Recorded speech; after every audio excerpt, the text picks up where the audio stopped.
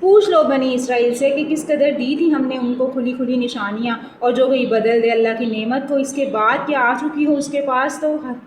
کے پاس تو بے شک اللہ بہت سخت عذاب دینے والا ہے۔ خوشنما بنا دیا گیا ہے ان لوگوں کے لیے جنہوں نے کفر اختیار کیا دنیاوی زندگی کو اور مذاق اڑاتے ہیں یہ لوگ ان لوگوں کا جو ایمان والے ہیں، اور وہ لوگ جو متقی ہیں برتر ہوں گے ان سے قیامت کے دن۔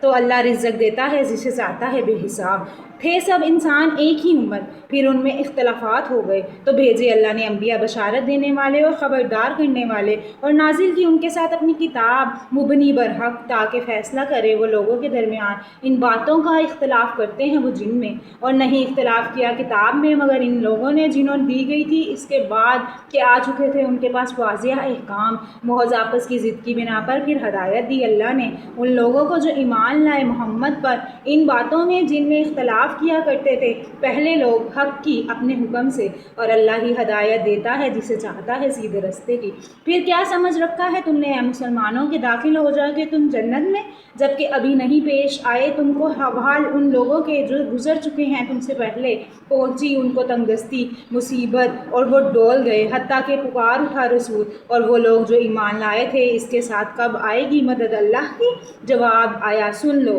مدد اللہ کی آیا ہی چاہتی ہے۔ پوچھتے ہیں لوگ تم سے کہ کیا چیز خرچ کریں، وہ کہو جو کچھ خرچ کرو تم اپنے مال سے سو وہ ہے والدین کے لیے، رشتہ داروں کے لیے، یتیموں کے لیے اور مسکینوں کے لیے اور مسافروں کے لیے، اور جو بھی کرتے ہو تم کوئی بھلائی تو بے شک اللہ تعالیٰ اس سے پوری طرح باخبر ہے۔